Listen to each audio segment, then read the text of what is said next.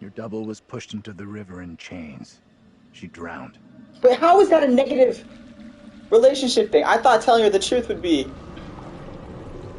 conducive to our relationship. I'm salty. But another critique I have is that this is something that I haven't really felt.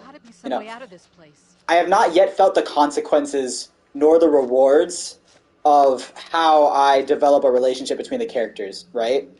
So I'm trying to think of a good example. When you're playing Telltale's The Walking Dead, when you piss off a character that you could have developed a relationship with, it very clearly comes to bite you in the butt later, right? There are moments where the character could have saved you or helped you get out of... I do Twitch, yeah. There are times where a character could have helped you get out of a specific situation, but because you didn't develop the relationship with them, they actually can leave you to die, right? Whereas here, it feels like I could piss off this guy so far, or make him be my friend, and we'd have similar outcomes, you know? And maybe, you know, we're just not far enough into the game to really feel the effects of that, but so far, everything in terms has really just been like, either they are kind of passive-aggressive towards me because of my response, or they're not passive-aggressive towards me because of my response. Right now, when I was trying to go save Angela from this demon, what's his name? This other guy pulled me out of the way.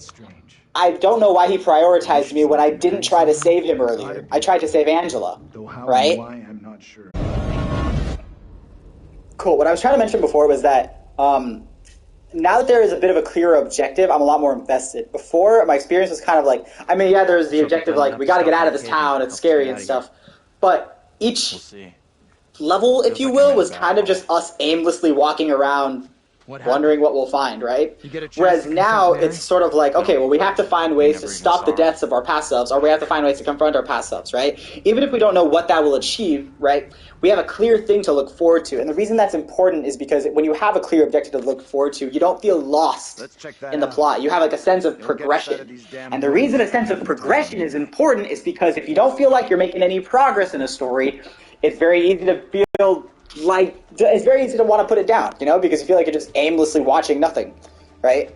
Not sure how to answer. But what did you... we now know for sure that we can alter what happens. Here, I feel like the story kind of takes a bit of a slow burn in terms of letting us know what exactly we're supposed to be doing. Which, you know, it's alright because it's like a mystery thing. Just sometimes in my personal experience, it went down just like he said. I can feel a little lost, and then it's hard to be as invested when I don't really know where I am in the story or where I am in relation to my objective.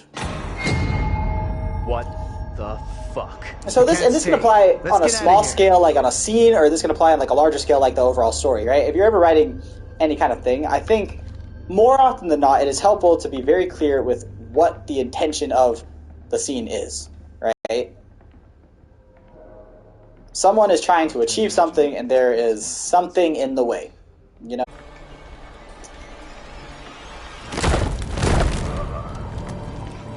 Another thing that's really important in both this game and in storytelling, when you have choices, right, when you have your character about to make a difficult choice, I personally believe it's very important to make it clear what the implications of each choice option are, right? Think of the first song in Epic, right? Zeus presents Odysseus with the impossible choice, like,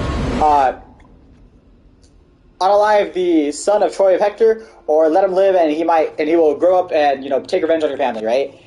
The implications of what decision you make need to be clear so that the impact of said decision lands, right? Right here, I just kind of blindly guessed, okay, should we go for, oh wait, quick time event.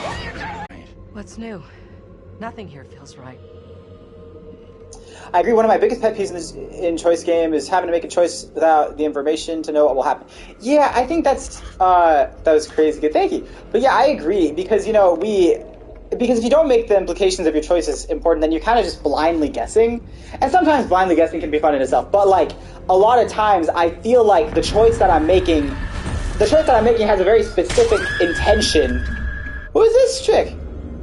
And then when it goes like the exact opposite way, it can be a bit frustrating from as an experience, you know. In character relationships, in choices, and in plot objectives, right? You're gonna want to see. I think it's important to be clear, so that the audience is able to follow along. It doesn't necessarily mean spoon feed them, right? Because that's boring too, and we get a buttload of exposition. But when you have enough to be able to follow and understand why a certain choice is important and what will become of that choice, right? Oh, this stupid demon.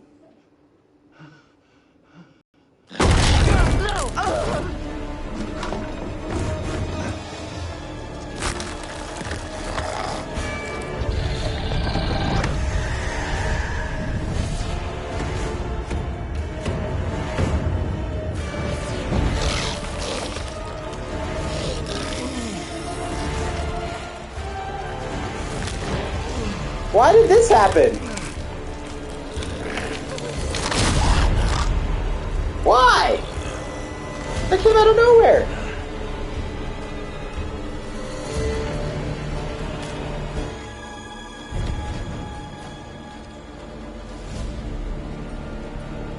This is what I'm talking about. I don't know why that happened. You know? It just happened. Even after we, like, fought the thing 3 times with the guy, you know?